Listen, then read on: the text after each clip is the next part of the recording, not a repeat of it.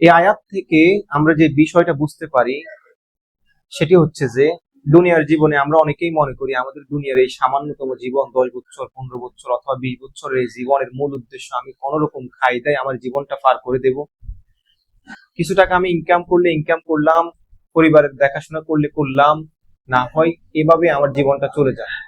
অর্থাৎ মানুষের জীবনের যে উদ্দেশ্য, যে মূল লক্ষ্য, সেই লক্ষ্যটা বা আল্লাহর সৃষ্টির যে মূল উদ্দেশ্য এটাই মানুষ ভুলে গেছে।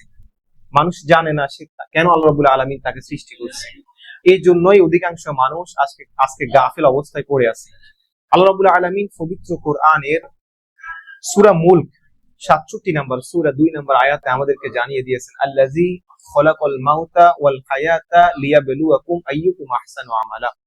আল্লাহ বলতেছেন আল্লাযী, যিনি খলাক সৃষ্টি করেছেন, আল মাউতা মৃত্যু, ওয়াল হায়াতা জীবন, যিনি মৃত্যু সৃষ্টি করেছেন, জীবন সৃষ্টি করেছেন, লিয়াবলুয়াকুম আইয়ুকুম আহসানু আমালা, যাতে করে তিনি পরীক্ষা করতে পারেন আমলের দিক থেকে কে সবচেয়ে উত্তম বা কে সর্বশ্রেষ্ঠ। অর্থাৎ কে সবচেয়ে উত্তম আমল করে, সবচেয়ে ভালো আমল করে। আল্লাহ বলতেছেন আমি এটা পরীক্ষা করার জন্য মানুষের জীবন এবং মৃত্যু দিয়েছি।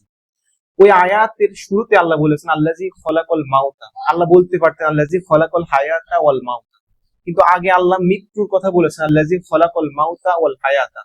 অর্থাৎ আমি তোমাদেরকে মৃত্যু দিয়েছি এবং জীবন দিয়েছি।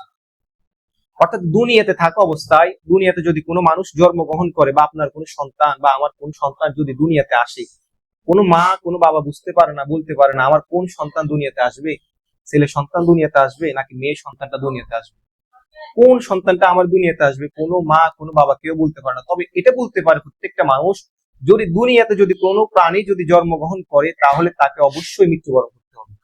অর্থাৎ আল্লাহ এই আয়াত দিয়ে মৃত্যুর কথা আগে দিয়ে যেন আমাদেরকে বলতেছে আল্লাযী খলাকাল মাউতা, আমি মৃত্যু দিয়েছি শুধুমাত্র একটা উদ্দেশ্যে, আমি তোমাকে মৃত্যু দিয়েছি শুধুমাত্র একটা উদ্দেশ্যে, তুমি যখন দুনিয়াতে আসবা তোমার মৃত্যু অবধারিত।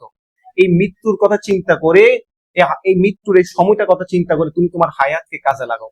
কিভাবে কাজে লাগাও? লিয়াবলুয়াকুম আইয়ুকুম আহসানু আমালা, লিয়াবলুয়াকুম যাতে করে আমি পরীক্ষা করতে পারি, আইয়ুকুম আহসানু আমালা কে তোমাদের ভিতরে আমলে সবচেয়ে উত্তম। আল্লাহ বলেন নাই কে তোমাদের ভিতরে আমলে সবচেয়ে বেশি আমল করে, কে কে তোমাদের ভিতরে সবচেয়ে অধিক আমল করে, আল্লাহ এটা বলেন নাই। আল্লাহ বলেছেন তোমার আমল অল্প হতে পারে কিন্তু সেই আমলটা হতে হবে খালিস নিয়তে, সেটা হবে শুধুমাত্র আল্লাহর জন্য। অর্থাৎ আমার আমল যদি হয় শুধুমাত্র আল্লাহর জন্য, সেই আমল যদি অতি ক্ষুদ্র হয় তাহলে সেই আমলটাই আল্লাহর কাছে সবচেয়ে বেশি প্রিয়।